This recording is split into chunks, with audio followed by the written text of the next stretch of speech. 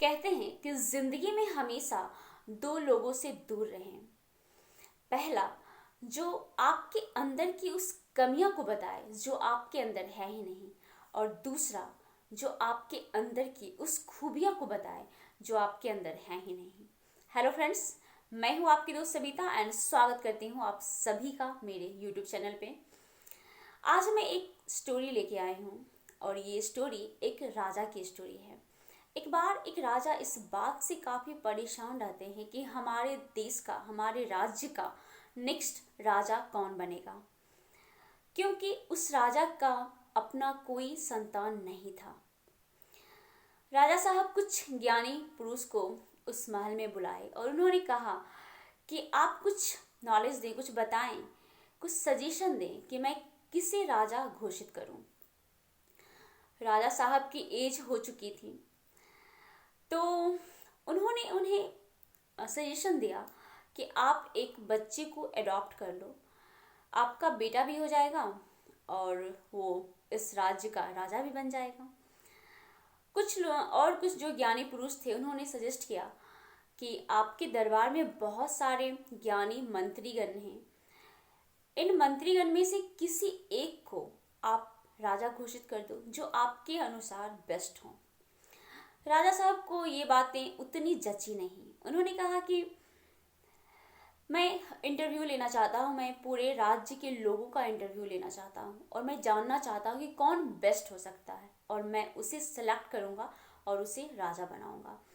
तो क्योंकि राजा का ऑर्डर था तो सभी लोग यस ठीक है महाराज, आपकी जैसी इच्छा।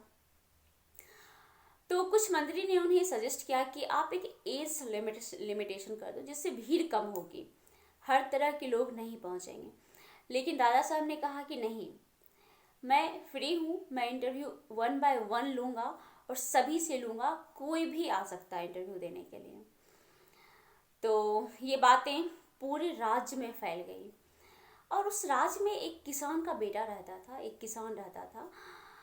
उस किसान का बेटा अपने मम्मी पापा से पूरा कहने लगा कि मुझे राजा बनना है, मैं इंटरव्यू के लिए जाना चाहता हूँ।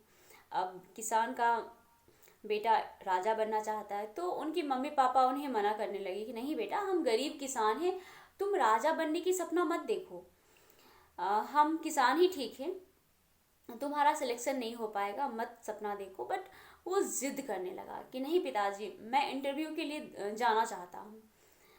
अब बेटा इतना जिद कर रहा है तो मम्मी पापा मान गए, बोले कि ठीक है, तुम इंटरव्यू के लिए जाना चाहते हो तो ठीक है, जाओ। अब एक और समस्या उत्पन्न हो गई उनके साथ, क्या कि उस लड़के के पास पहनने के लिए कोई ढंग का कपड़ा नहीं था। तो फिर किसी और से वो कपड़ा मांगा कि मुझे इंटरव्यू के लिए जाना है और उसे कपड़ा मिल गया। वो कपड़ा लेकर के एक जैकेट मिला, सिर्फ अंदर में वो फटा पुराना ही पहना था, बट ऊपर से उस जैकेट पहन लिया, इंटरव्यू के लिए चल दिया। जब उस महल के बाहर वो पहुंचा, वहाँ पे एक भिखारी बैठा हुआ था और वो भिखारी ठंड से कांप रहा था और वो बोलने लगा कि मुझे बचाओ, मुझे बचाओ, काफ़ी ठंड लग रही है, ठंड से मर जाऊंगा।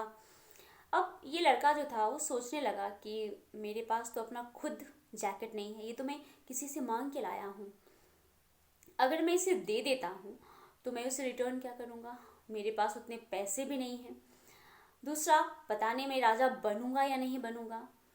बट जब वो बूढ़ा आदमी जो काफ़ी परेशान था ठंड से, भिखारी आदमी, मुझे बचा लो, मुझे कुछ दे दो, ये सोच में पड़ गया। उसने बोला कि ठीक है, मैं इंटरव्यू में क्या होगा नहीं पता, बट मुझे इसे बचाना चाहिए। और वो अपना जैकेट उतारता है और उसे इस तरह से ढक देता है। वो काफ़ी दुआ देता है, वो खुश हो जाता है भिखारी। फिर ये चला जाता है राजमहल के अंदर। फिर वहाँ पर जाने के बाद जहाँ पे सभी लोग बैठे रहते हैं इंटरव्यू के लिए, ये भी बैठता है। इंटरव्यू स्टार्ट नहीं होती है, 2-3 घंटे के बाद इंटरव्यू स्टार्ट होती है। राजा साहब महल में प्रवेश करते हैं तो वो जो लड़का है उस राजा साहब को देखता है तो थोड़ा सा दंग रह जाता है। ये तो वही है ना जिन्हें मैं जैकेट दिया था बाहर, वो भिखारी, ये कौन है? तो बगल वाले जो जो बंदा बैठा हुआ था उसने कहा कि यही तो है राजा साहब। ओके। तो वो सोचने लगा कि राजा साहब भिखारी बन के क्या कर रहे थे, मेरा इंटरव्यू ले रहे थे। तो राजा साहब ने बाद में उस लड़के को राजा घोषित कर दिए। उन्होंने कहा कि तुम दिल के काफ़ी अच्छे हो, तुम मन से बहुत साफ हो, और अगर हमारे राज्य का राजा ऐसा होगा जो दूसरों के बारे में पहले सोचेगा तो हमारा राज्य बहुत ही बेहतर होगा।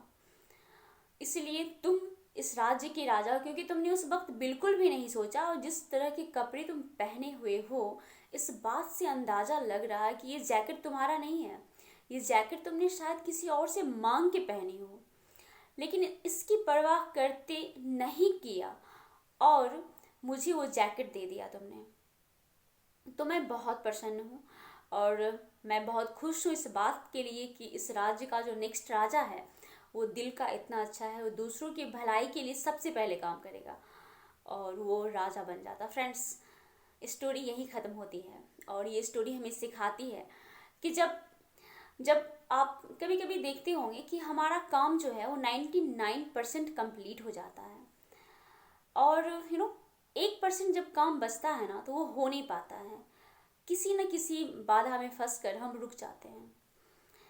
और ये 1% काम कौन करता है? जब हमारे ऊपर बड़ों का आशीर्वाद हो, जब हमारे ऊपर लोगों की दुआ हो, क्योंकि वो चमत्कार दुआ में है। अगर आपके ऊपर लोगों की अच्छी आशीर्वाद एवं दुआ बनी रहे ना तो वो 1% काम हमेशा बन जाती है, हो जाती है और हम सक्सेस पा लेते हैं। कभी कभी आप देखते होंगे कि जब क्रिकेट खिलाड़ी मैच खेलता है तो फोर्थ लगने वाला रहता है, 6, बट बाउंड्री के जस्ट पहले ही बॉल रुक जाती है, तो वो नहीं होता। अगर आपके ऊपर दुआ है, लोगों का प्यार है, अगर आपका दिल साफ है सच में, तो वो सारे काम होते हैं, वो 1% कभी नहीं रुकता। मीन्स चमत्कार होते हैं आपके लाइफ में हमेशा। तो होप आप सभी को काफ़ी पसंद आया होगा ये स्टोरी। तो इसी तरह बने रहें हमारे साथ। मुझे इतना प्यार देने के लिए thank you so much, and thank you so much for watching this video. See you in the next video.